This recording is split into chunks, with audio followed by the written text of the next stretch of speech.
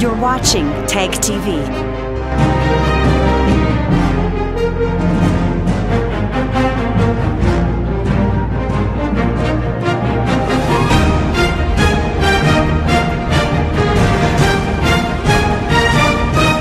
You're watching Tag TV.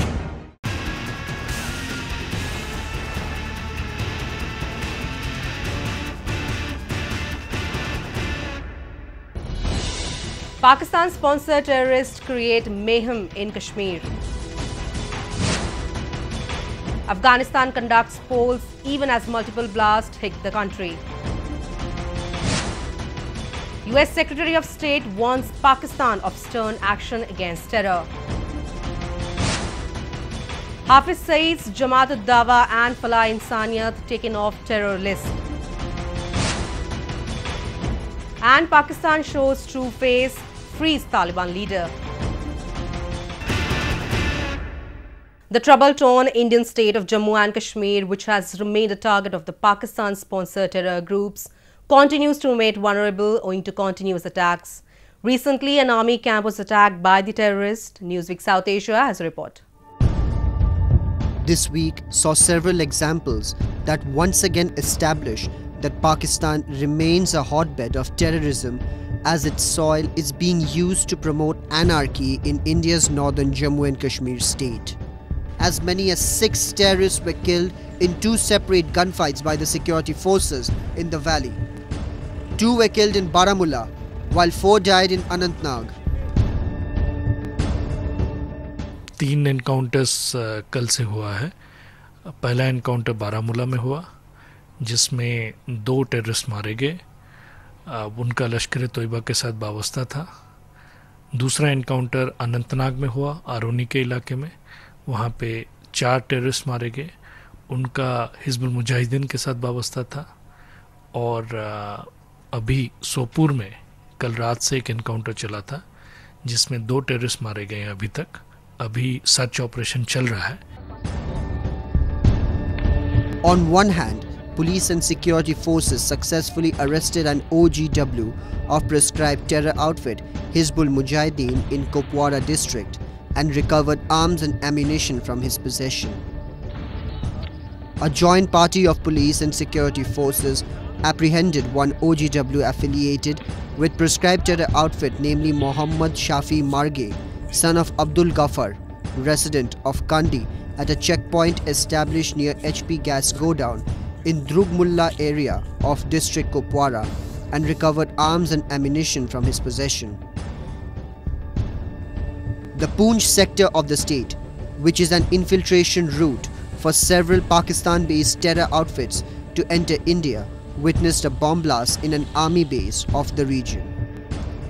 As per reports, the blast occurred inside the 93rd Brigade headquarters.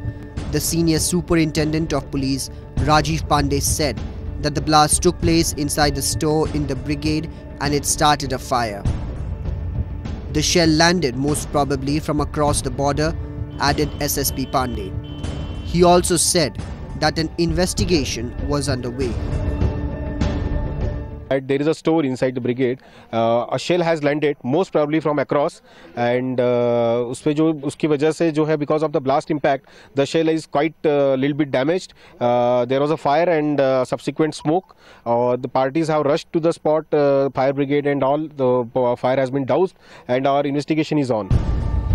The blast comes 2 days after 3 militants were killed in the Kulgam district of the state, which was followed by a shutdown in the region called by the Pakistani-funded Hurriyat.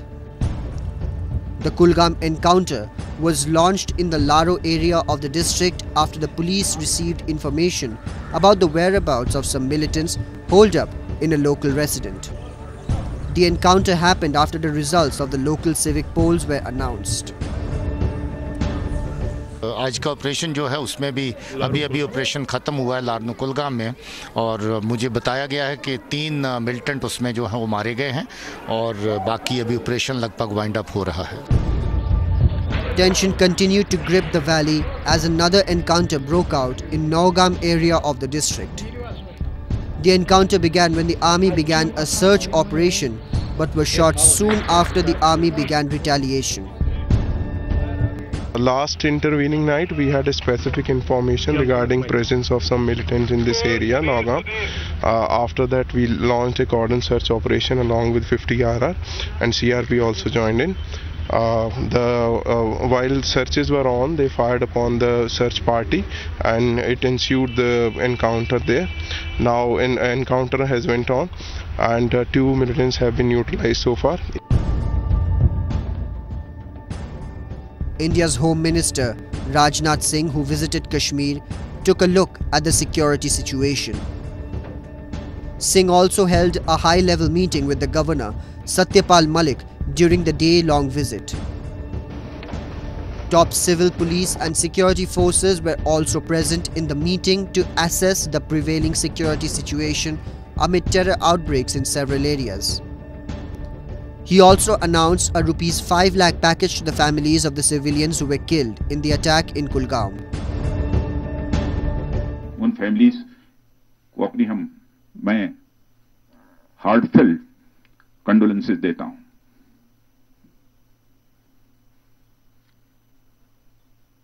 और साथ ही उन परिवार के सदस्यों को कह जिंदगी की कीमत पैसों के आधार पर नहीं लगाई जा सकती, लेकिन फिर भी 5 लाख रुपए की प्रति परिवार की सहायता की भी मैं घोषणा करता हूं. Singh also added that it was the government's aim to make Jammu and Kashmir a developed state and that they were working to engage the youth of the state in a constructive manner to drive them away from terrorism sponsored by Pakistan. Pakistan, a country ruled by fundamentalism and terrorism, remains engrossed in activities that do not have any place in the modern world. Such an environment does not regard democracy as a means to serve people.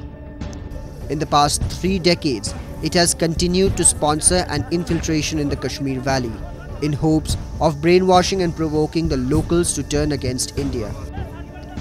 With the passage of time, the locals have understood the true face of Pakistan and have turned against the malicious plots against the Kashmiris.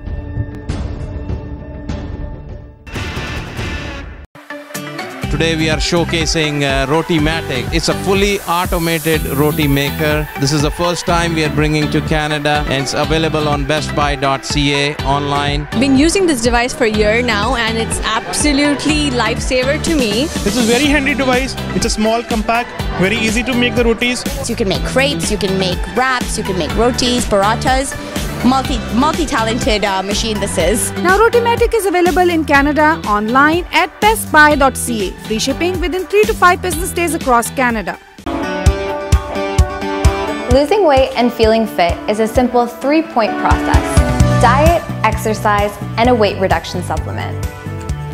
VegiSlim by Greenish is a Health Canada approved weight management formula that's effective, safe, vegetarian, and natural to use. Combined with the right diet and exercise plan, VegiSlim will bring you back onto the path of healthy living.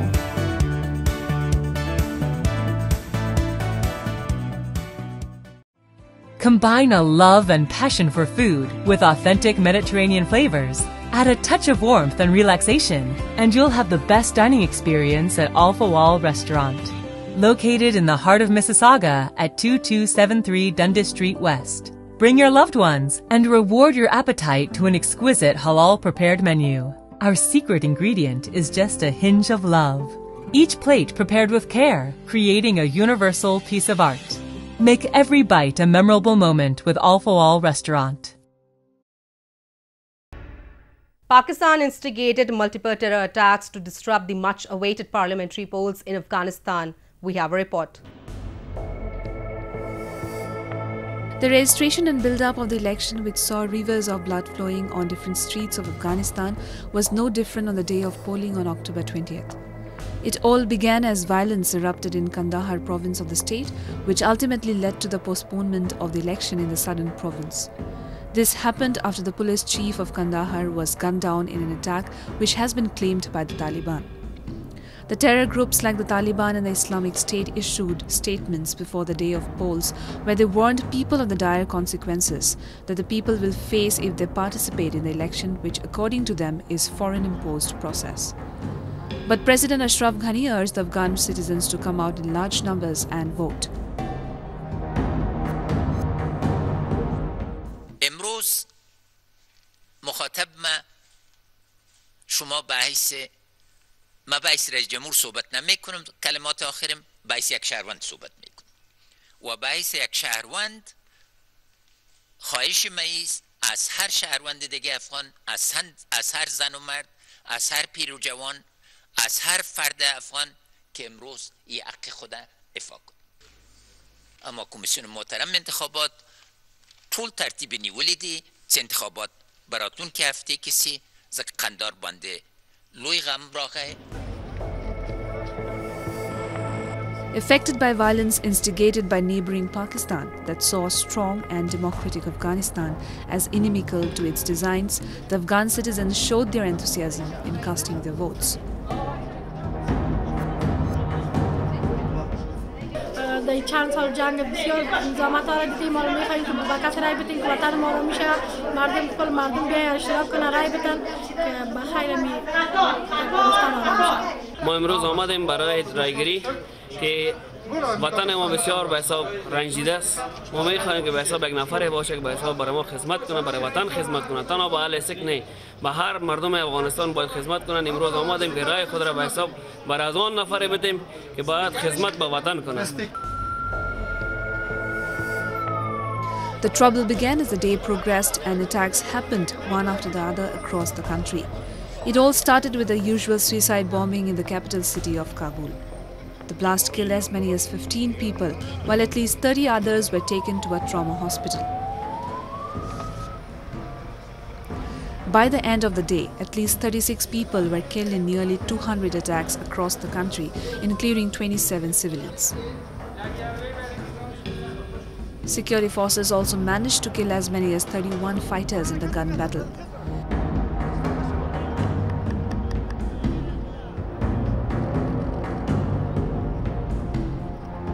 As a result, voting in many parts of the country was shifted to Sunday. Many of the polling booths witnessed technical and organizational problems, which stopped voters from casting their votes.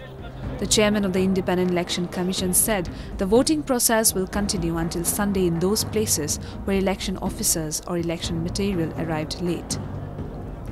There were 21,000 voting stations and 51,000 polling centers across the country's 33 participating provinces.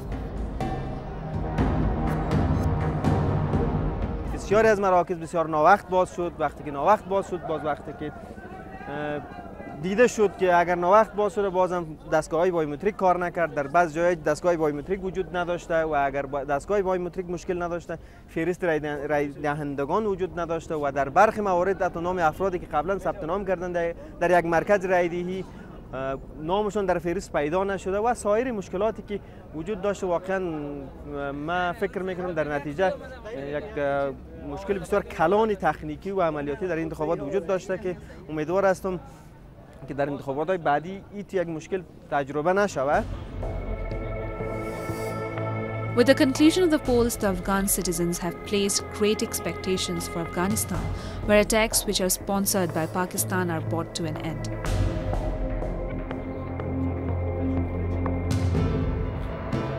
These terror outfits, which have been causing mayhem in the state of Afghanistan, have a strong connection with neighboring Pakistan. Pakistan has been accused by the Afghan authorities for being the state which provides resources, training and weapons to carry out attacks to destabilize Afghanistan. With elections scheduled for next month, the Afghan authorities and the deployed NATO forces are taking strict vigil on the activities which are being planned by Pakistan-backed terror outfits, the Afghan Taliban and the Haqqani network, which crosses over Durand line to create disturbances in the country.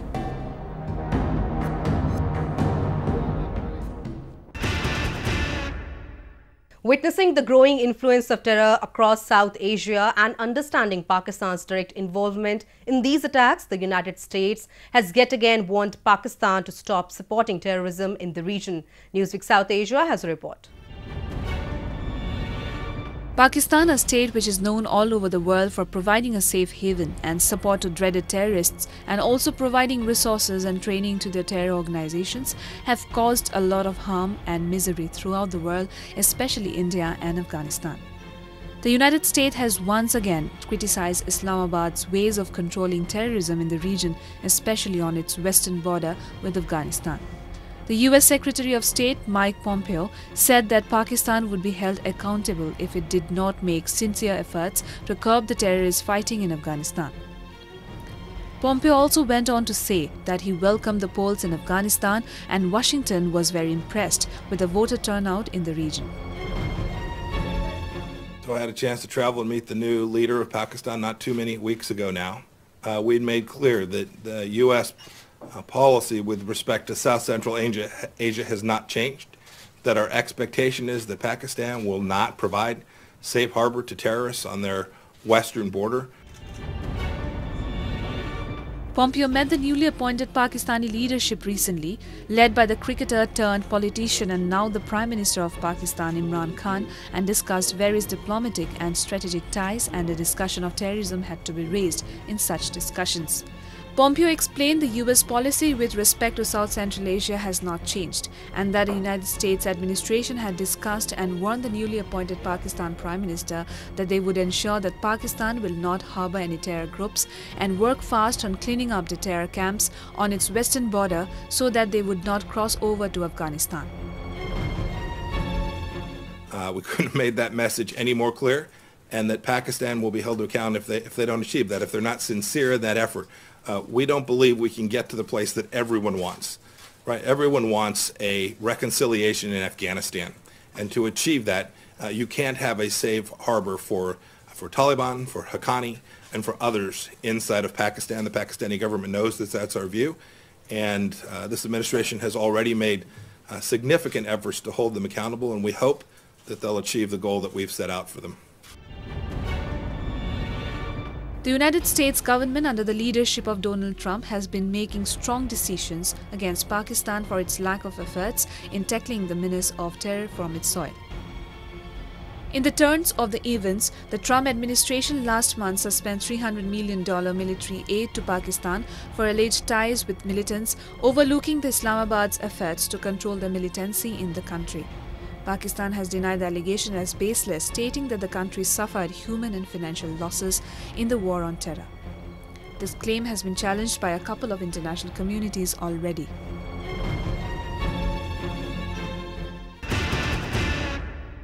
United Nations designated terrorist and 26/11 mastermind Hafiz Saeed's Jamaat ud-Dawa and Falah Insaniyat Foundation are no longer mentioned in the list of banned outfits after a presidential ordinance in Pakistan that prohibited them under a UN resolution lapsed. We have a report. A top court in Pakistan cleared paths for the Jamaat ud-Dawa and the Falah Insaniyat Foundation to continue their work and remove them from the list of terror outfits in the country. Following international pressure and the US act of freezing military and economic aids to Pakistan, former President Mamnoon Hussain had signed an ordinance in February 2018 amending the country's Anti-Terrorism Act to include entities banned by the United Nations Security Council.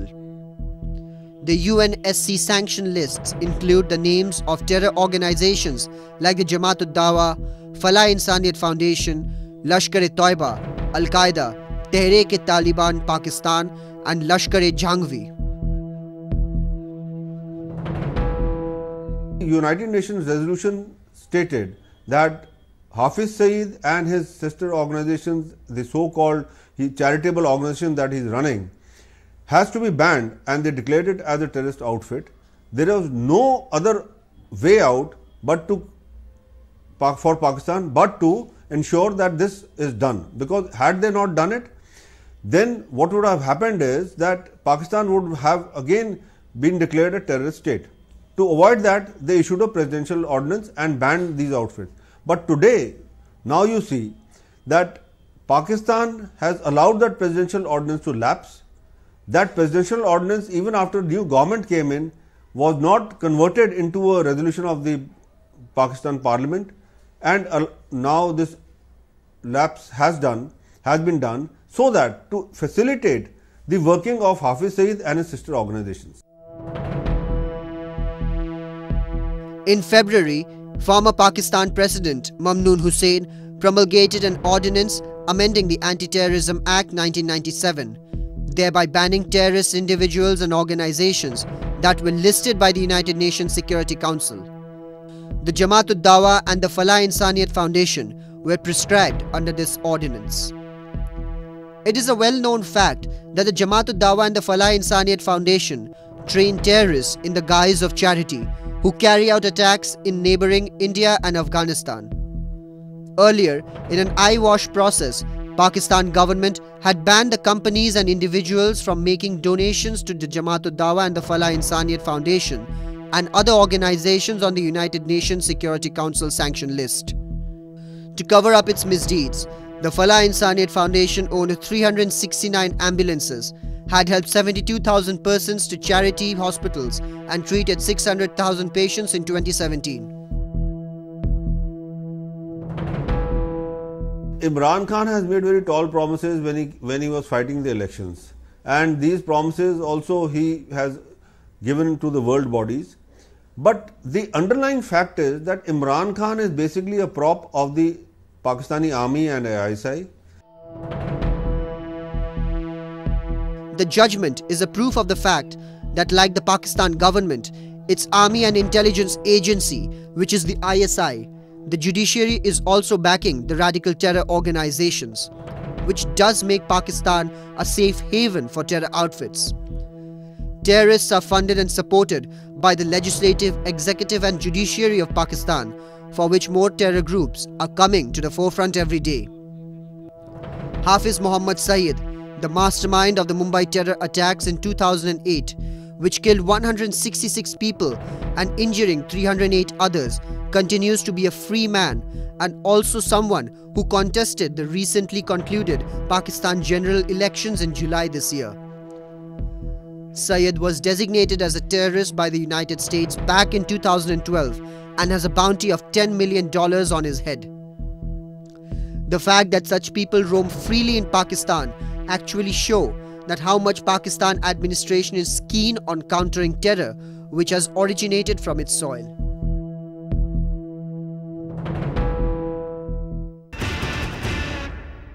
Pakistan has again shown its true face after it freed a top Taliban commander held in detention in an apparent move to aid tentative talks between the United States and the terror groups. Newsweek South Asia has a report. Mullah Abdul Ghani Baradar, the Taliban's co-founder and former second-in-command, was released from a jail in Pakistan after a series of discussions and negotiations. Baradar was among the several senior Taliban leaders freed this week after the Taliban demanded the release in direct talks with Khalilzad on October 12th, a senior Taliban leader said, on the condition of anonymity. He said Baradar would likely stay in Pakistan and shuttle between the Taliban's Doha office and Kabul and Islamabad. It was important for confidence building, and all three will participate in the next round of talks with the United States in Qatar, the Taliban leader added. Baradar was the most high-profile Afghan Taliban detained by Pakistan since 9/11 in 2001. Afghanistan's Tolo News quoted the unidentified sources as saying Baradar was released along with two other senior members of the Taliban movement, identified as Mullah Abdul Samad Sani and Mullah Muhammad Rasul. It is also believed that Qatar's foreign minister Sheikh Mohammed bin Abdul Rahman Al Thani had visited Islamabad to hold meetings with the Pakistan establishment and release Mullah Baradar on the intervention of the government of Qatar. Some believe Qatar wants to play a key role in the peace process talks. Baradar's release comes after recent elections of Pakistan Prime Minister Imran Khan, who has long advocated talks with the Taliban and other Islamist insurgents in the region to bring an end to years of fighting. Pakistan's Foreign Minister Shah Mahmood Qureshi earlier this month also pledged to support negotiations with the Taliban as the country lobbies the United States to restore military aid. The United States has long pressed Pakistan to crack down on the Taliban and other terrorist groups, which Washington says have safe havens in Pakistan's border areas and links to its shadowy military establishment, charges that Islamabad has repeatedly denied. Khalilzad met with the Taliban representatives in Doha as a regional trip designed to coordinate efforts to convince the group to negotiate an end to the war. And with that, we come to the end of this edition of Newsweek South Asia. We will be back next week with more news, views and analysis from the subcontinent. Meanwhile, do keep writing to us at nwsa@anin.com. This is Surbhi Sharma signing off on the behalf of entire production team of Newsweek South Asia.